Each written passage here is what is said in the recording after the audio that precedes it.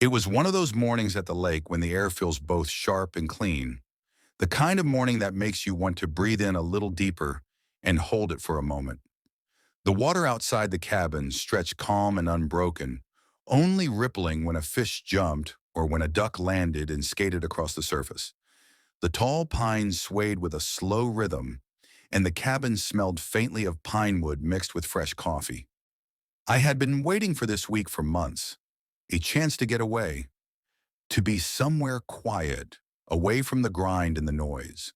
The cabin itself sat near the waterline, a modest wooden structure, nothing fancy, just two rooms and a porch with chairs that had seen better days. Inside it felt cozy, stone fireplace against one wall, shelves stacked with books left by past visitors, a few old photographs framed on the wall of families who had rented the place long before me. This was my escape. But on that particular morning, it was more than that. It was the meeting spot for something important, something private, because sitting at the wooden table with a folder open in front of him was none other than the state attorney general, a man who carried the weight of the law with him wherever he went. He wasn't there in an official capacity. He was there as a family friend, someone who wanted a quiet place to talk, someone who didn't want to be interrupted by cameras or reporters or endless phone calls. So I had offered him the cabin, told him no one would bother us here, told him this was a safe place. But little did I know the infamous HOA Karen of the lake community had other plans. Now, if you don't know what an HOA Karen is like, imagine someone who treats every blade of grass like it belongs to her, who patrols the neighborhood like a sheriff, who acts like the bylaws of the association are carved in stone and handed down from the heavens. This woman was notorious. She was known for walking around with her clipboard, writing down the color of people's curtains, measuring the height of their fences, even telling kids they couldn't ride bikes on certain paths. She lived for control, and she thrived on confrontation. I had seen her before from a distance, but I had never been on the receiving end of her storm. That changed the moment I heard the crunch of gravel outside. I looked out the small window, and there she was, marching up the path like she owned the land itself. Hair pulled back tight, sunglasses perched on her face, even though the morning sun was barely up. Clipboard clutched like a weapon. I knew instantly that this was not going to be a friendly knock at the door. And sure enough, there was no knock at all. She just pushed it open and walked right in. Her voice cut through the calm of the cabin like a chainsaw. She started talking before she even crossed the threshold, demanding to know why there was an unauthorized vehicle parked near the dock, saying renters weren't supposed to have more than two guests, accusing me of breaking noise rules even though the only sound that morning had been the soft bubbling of my coffee pot. She jabbed her finger toward the Attorney General, saying, "Who is this? Who gave him permission to be here? You people think you can just do whatever you want and disrespect the community."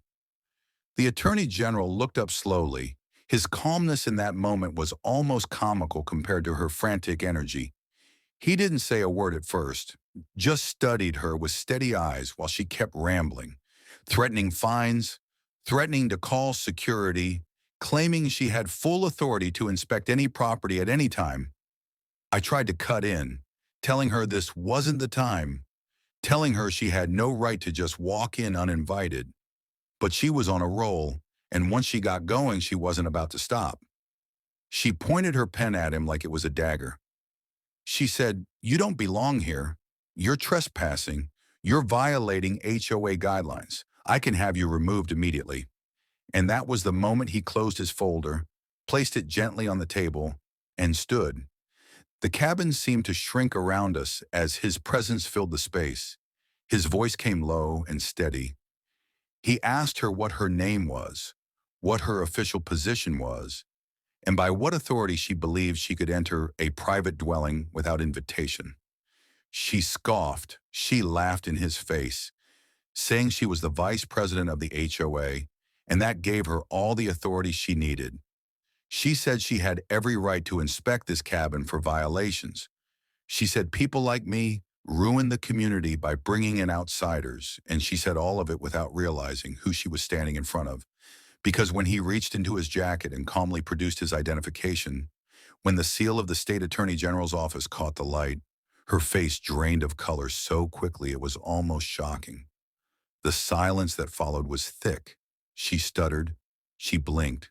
She tried to backtrack, saying she was only here to make sure the rules were being followed, saying she was only concerned about safety, but he wasn't buying it. He explained to her in the same calm tone he might use in a courtroom that what she had done was trespassing, that her HOA rules did not override state law, that homeowners associations had limited authority, and she had just stepped far outside of it. He told her bluntly that this was harassment, and that if he wanted to, he could make sure the next knock on her door came from law enforcement. She stood frozen, gripping her clipboard like it could protect her. Her eyes darted to me, back to him, back to the door. She tried to argue, but every word that left her mouth only made it worse. He explained that rules about parking and docks and guests were only enforceable through proper channels, not by storming into private property uninvited. He reminded her that titles like HOA vice president do not make someone above the law, and he warned her that abusing such a position could have serious consequences. What followed felt almost surreal. She was forced to sit at the table, across from the Attorney General, listening as he laid out in detail the limitations of HOA power. He told her about past cases where HOAs had been sued for overreach. He talked about civil rights, about privacy, about the importance of due process. And as he spoke, her confidence drained away. Her shoulders slumped, the fire in her eyes dimmed. And for once, she had no comeback, no sarcastic remark, no demand to write down. Eventually, she muttered an apology, barely audible, and excused herself, this time closing the door gently behind her. And when she was gone, the Attorney General sat back down, shook his head, and let out a small laugh.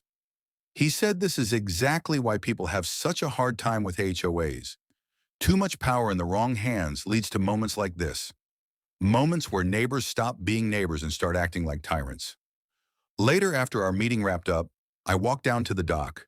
The sun was higher now, the water sparkling, a breeze carrying the smell of pine and lake water.